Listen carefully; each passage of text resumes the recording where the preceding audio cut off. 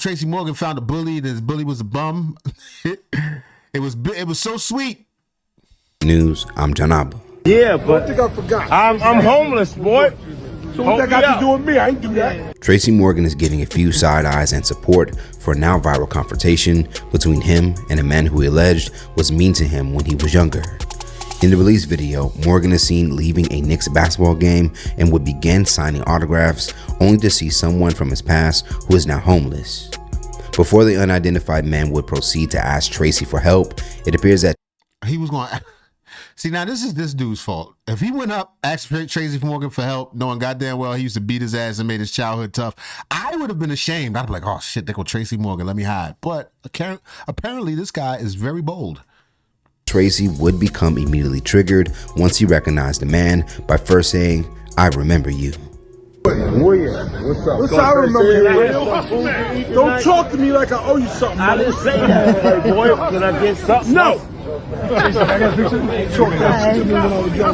When we was younger. Yeah, but I think I forgot. I'm homeless, boy.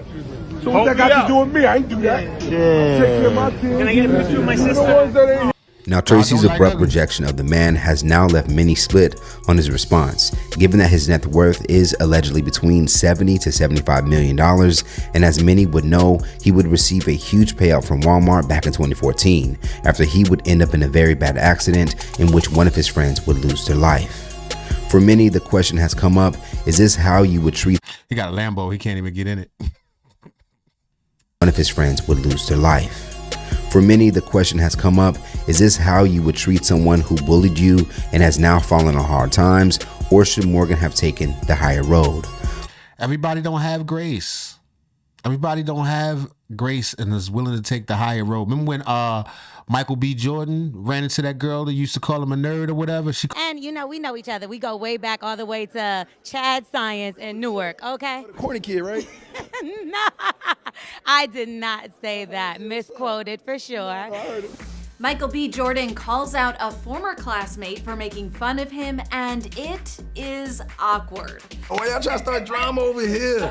The whole thing went down on the red carpet at a screening of Michael's flick Creed 3 in Atlanta, after he was approached for an interview by L'Oreal, the host of the Morning Hustle show, who reminded him they grew up together.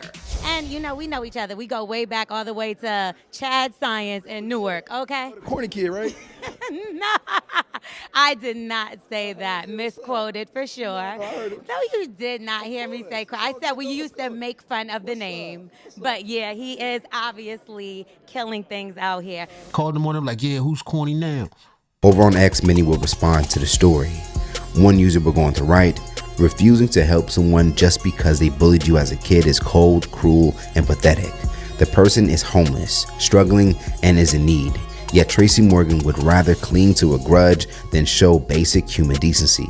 Holding on to past hurts when someone suffers now isn't strength. It's utter selfishness and moral bankruptcy. While another would say, God spared Tracy Morgan's life, and this is how he responds to someone who is in need. They were kids. People change. Stop holding grudges. He better hope this wasn't a test from God, because he most certainly failed. I mean, sure, he could have been a bigger man and helped him out and looked out for him and maybe would have warmed his heart. But perhaps you got to understand, sometimes, most times, whoever you were as a child, that little person still exists deep down inside of you. So for him to see that, I mean, maybe his initial instinct was like, aha, revenge. Don't say anything to me. He probably was glad to see you down on your luck. You understand what I'm saying? He doesn't owe him anything, although I do think it would have been an honorable thing to, you know, help him out. Les Miserables, you know, if y'all ever saw that. As mentioned, despite some feeling that Tracy's response was wrong, there were quite a few who agreed with the swift rejection of the man who allegedly used to bully him.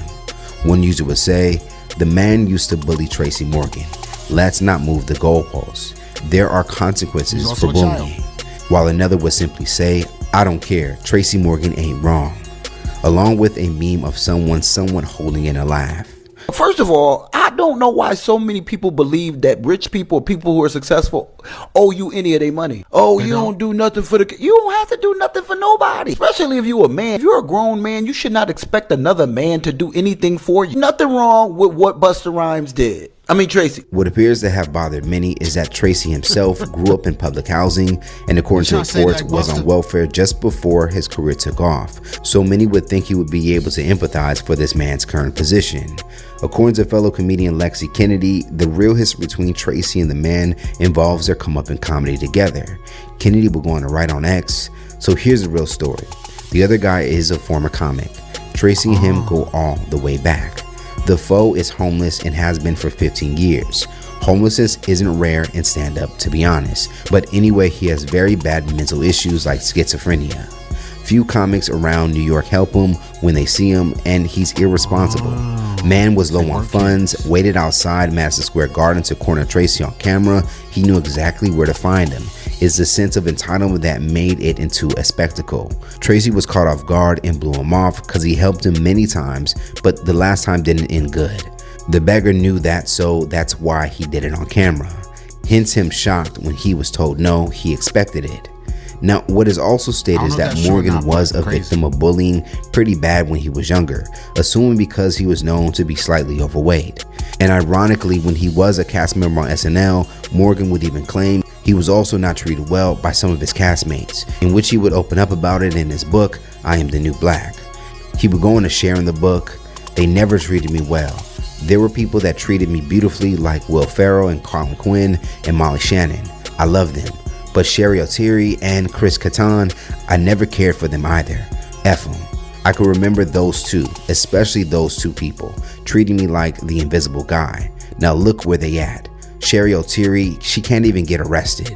It appears that Morgan remains consistent in feeling of never forgetting how people treated him. He holds a grudge Along the way, despite of where they have ended up now. So let's talk about it more in the comments below. Was Morgan's response the best way to handle someone from your past who mistreated you? Or should Morgan have handled this with much more grace and offered to help the man since his life has turned out to what it is today? Man, life is about choices. It's up to him whether or not he wanted to do that. It would only benefit him and his soul to give the little bit of change that would have not hurt him, not one bit. But also, like has been said several times through this video, he doesn't owe that man anything. And apparently, if what the young lady said before is true, he wasn't bullied as a child. It was the young adulthood and coming up in comedy and the struggling years and all that other stuff. And you know, maybe he was just a jerk to him, and now he finds himself down this luck. Look, man, you reap what you sow. He don't owe them nothing, but at the same time, you know, tables could turn. Tables could turn. You don't know, you could crash that Lambo, and that homeless guy could be the only dude in the street and walk right by you. So, you know, you live and you learn. Y'all let me know what y'all think in the comments. Was Tracy wrong or not? Next story. Mic check.